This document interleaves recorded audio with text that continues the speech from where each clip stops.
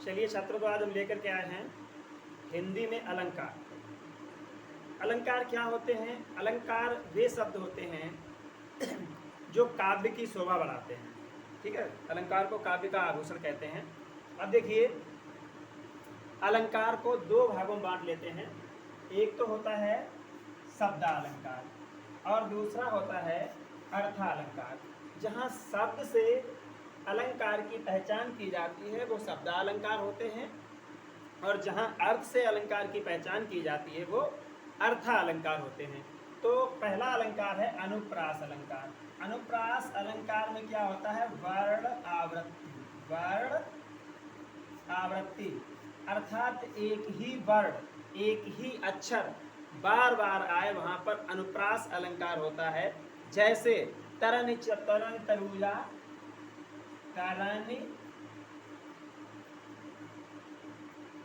तनुजा, तरुवर और तमाल। यहाँ पर देखिए ता शब्द बार बार आ रहा है। तरन तरुजा तरुवर साफ साफ दिख नहीं रहा भाई, यहाँ पे लिखे दे रहे तरनी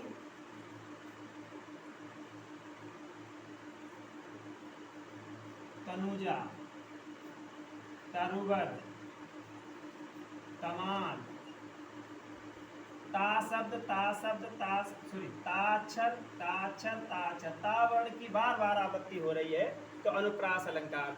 आपने सुना होगा, छोटे छोटे बच्चे कहते हैं कि चाची ने चम्मच से चन्नू को चना चटाया, चटनी चटाई, तो चाचा शब्द बार बार आ रहा है, तो समझ लीजिए अनुप्रास अलंकार है। अगला है यमक अलंकार। यहाँ पर वर्ण की आवृत्ति हो रही थी, यहाँ पर क्या होता है? शब्द आवृत्ति।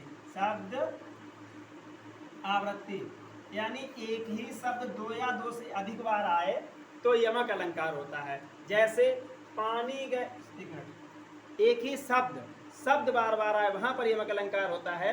जैसे काली घटा का घमंड घटा, काली घटा का घमंड घटा। अब काली घटा का घमंड घटा, यहाँ पर घटा शब्द दो बार आया है। एक तो काली घटा बादलों के लिए लिया गया, काले बादल, घटा मीन्स बादल हो गए, और यहाँ पर घमंड घटा, यहाँ घटा मीन्स कम हुआ। तो कह रहा है शब्द की आवृत्ति बार बार हो और उनके अर्थ अलग अलग हो, तो ऐसे में क्या होता है? यमक अलंकार। तो दो अलंकार तैयार हो गए, अनुप्रास में वर्णावृत्ति और यमक में शब्द आवृत्ति। श्लेष, श्लेष का अर्थ होता है चिपकना। श्लेष्मिक आवरण बायोलॉजी में पढ़ा होगा या विज्ञान में पढ़ा होगा, चिपचिपा यानी श्लेष्मिक। तो इसका मतलब एक ही शब्द में कई अर्थ चिपके हों, एक ही शब्द में कई अर्थ चिपके हों, श्लेष अलंकार होता है। जैसे इसका एग्जांपल है, पानी गए न उबरे, मोती मानुष और चून। पानी गए न उबरे, मोती मानुष चून। अब यहाँ पर एक शब्द आया है पानी, और इसके तीन अर्थ हैं। मोती के लिए मतलब इसका चमक, मोती की अगर चमक चली गई बेकार। मानुष का मतलब पानी का अर्थ है उसकी लज्जा, शर्म, उसका जमीर। अगर मनुष्य का जमीर चला गया तो वो बेकार हो गया। और चून का मतलब पानी। तो पानी के तीन अर्थ हैं, चमक और शर्म, लिहाज और पानी। पानी के तीन अर्थ हो गए। तो एक ही शब्द के जहाँ पर तीन अर्थ हों उसे हम श्लेष अलंकार यानी श्लेष्मिक आवरण, श्लेष माने होता है चिपकना, और एक शब्द में तीन अर्थ चिपके हों। तो ये हमारे हो गए अर्थालंकार, शब्द अलंकार। एक बार देख लीजिए, अक्षरावृत्ति यानी वर्णावृत्ति, शब्दावृत्ति और शब्द के अलग अलग अर्थ हों। ठीक है, अब आते हैं हम अर्थालंकार पर। यहाँ पर अर्थ के अनुसार हम अलंकारों को विभाजित करते हैं। पहला है उपमा अलंकार। जहाँ पर किसी की उपमा दी जाए तो वहाँ पर उपमा अलंकार होता है, अर्थात इसमें सा सी से आता है। क्या आता है?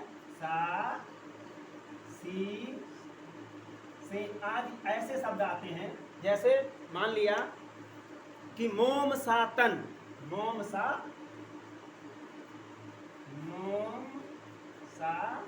तन, शरीर कैसा है? मोम सा, मोम जैसा शरीर। अब शरीर को मोम की उपमा दी गई है, तो मोम सा तन। उपमा जहाँ पर दी जाए, किसी चीज को उपमा दे दी जाए, उपमा अलंकार होता है। अर्थात सा सी, इतना याद रखिए, सा सी वगैरह जो आ जाए वहाँ पर उपमा अलंकार होते हैं। नेक्स्ट है रूपक अलंकार। रूपक में क्या होता है, किसी के की जो है किसी से तुलना की जाए, जैसे चरण कमल बंदम हरिराई, चरण कमल। अब चरण रूपी कमल की वंदना करता हूँ, चरण रूपी कमल की, तो यहाँ रूप दिया गया चरण कमल कैसे, चरण कैसे हैं, कमल रूपी, सॉरी कमल रूपी चरण की वंदना, अर्थात चरण कैसे हैं, कमल रूपी, तो ये रूपक हो गया। इसके बाद में उत्प्रेक्षा अलंकार। देखिए उत्प्रेक्षा अलंकार में क्या होता है, मनु मानहु जनु जानहु, ठीक है, ऐसे शब्द आते हैं, मानहु जानहु, ऐसे शब्द आते हैं, तो ये उत्प्रेक्षा अलंकार होता है। एग्जाम्पल के लिए देखिए, मानहु सूर काढ़ी डारी है, बारी मध्य तेनी, बारी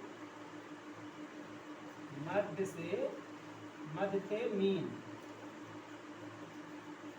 मानव सूर काढ़ी डारी है, बारी मध्य ते, मानव शब्द आ गया। जानव, मानो, मानव, जन, जानव, ये ऐसे शब्द जहाँ पर आते हैं वहाँ पर क्या होता है, उत्प्रेक्षा अलंकार होता है। आगे देखिए, अब हम अतिशयोक्ति की तरफ चलते हैं, जगह बना दें यहाँ पर। अतिशयोक्ति अलंकार, जहाँ पर किसी चीज को बढ़ा चढ़ा कर कहा जाए, यानी बढ़ा चढ़ा कर कहना, बढ़ा चढ़ा कर, बढ़ा चढ़ा कर जहाँ पर कहा जाएगा वहाँ पर अतिशयोक्ति अलंकार होगा। एक चौपाई आपने पढ़ी होगी रामायण में कि हनुमान की पूंछ में लगन न पाई आग, अब हनुमान की पूंछ में आग लगी नहीं पाई, लंका सारी जल गई, लंका पहले ही जल गई, तो ये बढ़ा चढ़ा करके कहा गया ऐसे। और आलाम पड़ा होगा कि बेबे चिमचा है माड़ो में नौनो मन है दारे मात, ठीक, बेबे बंगला है माड़ो में 80-80 लाख पड़ो है जवान। अब ऐसे बंगले कहाँ जिनमें 80 लाख जवान पड़ा, तो ये बढ़ा चढ़ा के लिखा गया, काव्य हमेशा बढ़ा चढ़ा के लिखा जाता है। तो फिर ऐसे उदाहरण यहाँ पर बढ़ा चढ़ा कर लिखा जाएगा तो अतिशयोक्ति हो जाएगा। अगला है विभावना। बी मीन्स बिना, अभावना मीन्स भावना, बिना भावना के कोई कल्पना की जाए या बिना भावना के जहाँ पर जो है कोई पंक्तियाँ लिखी जाएं तो उनको हम विभावना अलंकार कहते हैं। तो देखिए विभावना में यहाँ पर आपने सुना होगा कि बिन पद चले, बिन पग चले, बिन पग चले, सुनई बिन काना, सुनई बिन काना, बिना कान के चलता है और बिना पैर के चलता है और बिना कान के सुनता है। ये विभावना नहीं हो गया, क्या हो गया, कोई कल्पना करेगा बिना पैर के चलना, तो ये विभावना हो गया जहाँ पर बिना भावना के। अगला है अति भ्रांतिमान, जहाँ पर भ्रांति हो जाए, संशय हो जाए, ठीक है किसी चीज में भ्रांति हो जाए तो वो भ्रांतिमान होता है। आप लिख लें भ्रांति हो जाना, भ्रांति हो जाना। इसका एक एग्जाम्पल है, आप चाहो तो, हम इस पे जगह नहीं लिख नहीं पा रहे, आप वीडियो रोक करके लिख लीजिएगा, अगर लिखना चाहो तो इसको नोट कर लीजिएगा। कभी भी अलंकार से कोई भी क्वेश्चन आपका गलत नहीं होगा, पहली बात। दूसरी बात, आप इसको पूर्ण तरीके से देखें और इसका नोट्स बना लें। इतने 60 ट्रिक में, इतने 5 से 10 मिनट में सारे अलंकार खत्म होने का वीडियो है और कंप्लीट अलंकार हैं। ऐसे ही आपको सारे वीडियो मिलते हैं, मेरे किसी वीडियो में आपसे नहीं कहा जाएगा आप वीडियो को लाइक करें, सब्सक्राइब करें, सिर्फ आप अपने नोट्स बनाइए, पढ़िए, मेन उद्देश्य है पढ़ाई। तो जहाँ पर भ्रांति हो जाए, जनकपुरी में राजा जनक ने एक चौपाई कही थी, जब धनुष नहीं उठा पा रहे थे लोग राजागण वहाँ पे, तो कहा था कि हे देश देश के राजागण, हम किसे कहूँ बलशाली हो, मालूम पड़ता हमको ऐसा पृथ्वी वीरों से खाली हो। अर्थात राजा को ये भ्रांति हो गई थी कि पृथ्वी वीरों से खाली है, तो वो ये भ्रांतिमान हो गया। अगला है संदेह, जहाँ पर संदेह हो जाए तो वहाँ पर क्या होता है, इसमें लिख लीजिए संदेह हो जाना, संदेह हो जाना। इसकी एक चौपाई है, चाहो तो मुंह पर लिख दें, यहाँ दिख रहा है, यहाँ पर लिख दें। संदेह में है नारी बीच सारी है कि सारी बीच नारी है, नारी बीच सारी है कि सारी बीच नारी है, नारी बीच सारी है कि सारी बीच नारी बीच सारी बीच नारी है। अब यहाँ पर पहचान ही नहीं पा रहा कि नारी के बीच में साड़ी है कि साड़ियों के बीच में नारी है, तो ये संदेह हो गया। ठीक है, अगला है असंगति, जहाँ पर संगति ना हो रही हो, मेल ना खा रहा हो, वो असंगति होती है। असंगति में एक बहुत अच्छा उदाहरण आपको बताएंगे, चौपाई लिखी गई है कि हृदय घाव मेरे पीर रघुवीर के, हृदय में घाव हमारे हैं और पीर रघुवीर के, तो ये असंगति तो हो ही गई। किसी दूसरे के घाव में हृदय में घाव होगा, किसी दूसरे के पीर होगी, तो ये असंगति हो गई, तो ये हो गया असंगति। ठीक है, इसके बाद में अगला है मानवीकरण। क्या है? मानवीकरण। मानवीकरण में निर्जीव की सजीव से तुलना, निर्जीव की सजीव से तुलना की जाए। जहाँ पर कोई निर्जीव वस्तु हो, जैसे हम लोग मोबाइल की, मूर्तियों की, या फिर गाड़ियों की, व्हीकल्स की, हमारे वाहनों की, उनकी निर्जीव से तुलना, निर्जीव हैं और उनकी सजीव से तुलना कर देते हैं, तो वहाँ पर क्या अलंकार हो जाता है? मानवीकरण अलंकार हो जाता है। टॉपिक हमारा खत्म हुआ अलंकार का। उम्मीद करते हैं कि आप लोगों के समझ में आया होगा। कमेंट करके बताइए, अगर कहीं पर आवाज़ डाउन है या कोई समस्या लग रही है तो कमेंट करके बताइए, उसको दोबारा समझाया जाएगा। और मिलते हैं फिर अगले वीडियो पर किसी दूसरे टॉपिक के साथ में। तब तक के लिए धन्यवाद।